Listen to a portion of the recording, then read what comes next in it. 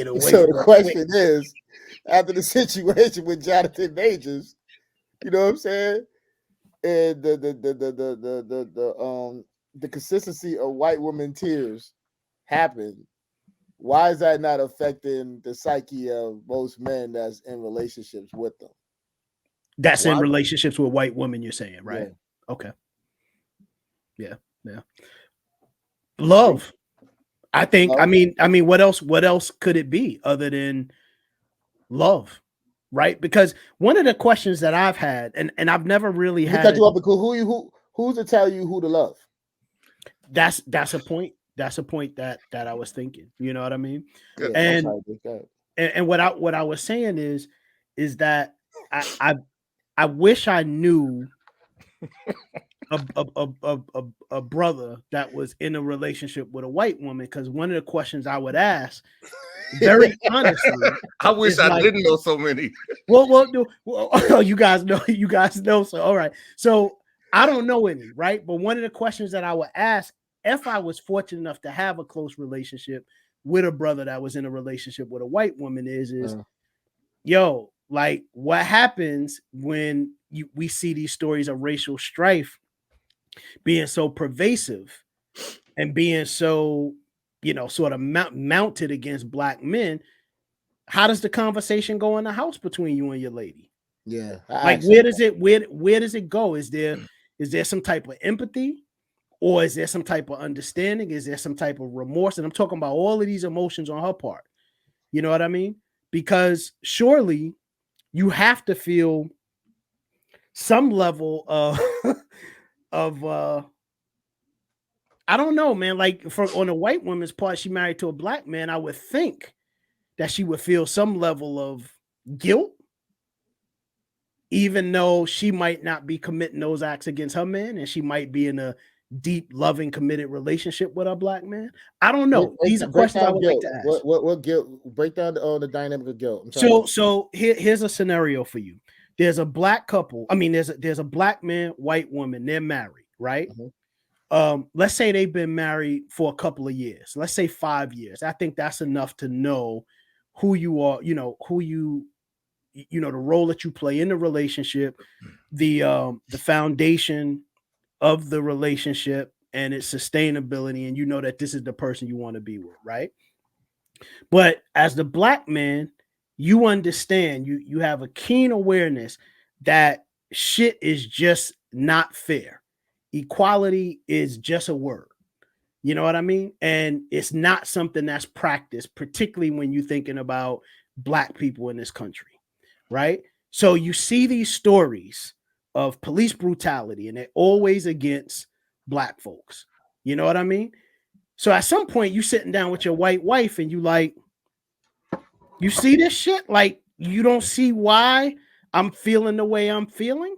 You don't understand why I look at you sometime and with disdain, and why I just don't even fucking talk to you sometimes, and and these type of emotions that I have are raw, and they're competing emotions, because I love you, but I might hate you sometimes. Yeah. So on top of all of the other pressures that just come with being a black man in America, in a society that you don't control, but a society that you get blamed for a lot of the things that you have no control of, you still have to deal. You on top of that, you add into the fact that you are now in an interracial relationship with somebody that is from the dominant class. I don't understand the rationale of those who do it. Brother, you say you don't know any black men or whatever that are married to white women, and you're in H-Town or whatever, which is a black mecca. Yeah. In Michigan, I'm in Detroit now, so it's a little bit closer to there's more tribalism here. But in Grand Rapids, where I'm from and where Ak is, you'll see, if you go to the mall, you will see 5 interracial couples to every 1 black couple. Wow. You see. Okay. Wow.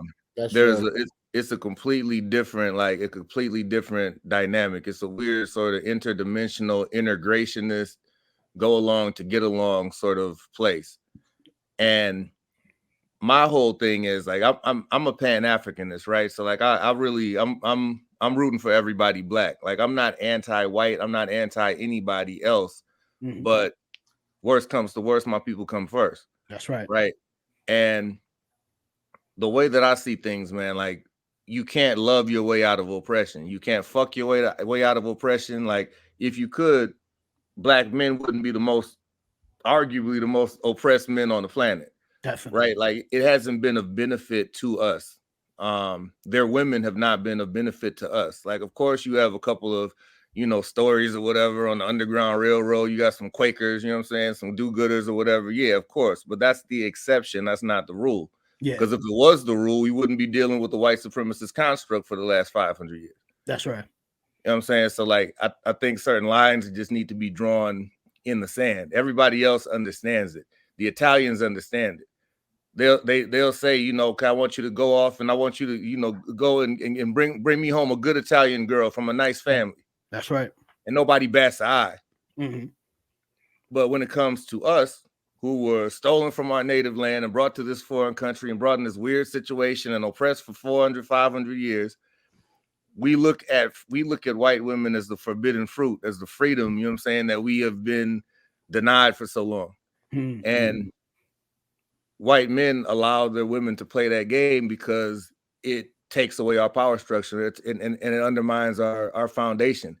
You have a lot of well-intentioned white women in interracial relationships. You have a lot of well-intentioned black men in interracial relationships. Absolutely. But at the end of the day, it ends up really nullifying the impact that we can make from our respective cultures. The most powerful thing a white woman can do who believes in black liberation is find a white man that also believes in black liberation and do what they can do to spread that message through their own people. That's right. I don't need y'all working on this shit over here. You know what I'm saying? Because the most powerful thing that I can do as a black man for the liberation of my people is find a black woman that believes in the same thing and then spread that through my people, through our children. You know what I'm saying? Through the village. Like, and we not playing, those that are in interracial relationships and are trying to integrate their way to liberation are just playing a losing game. My people.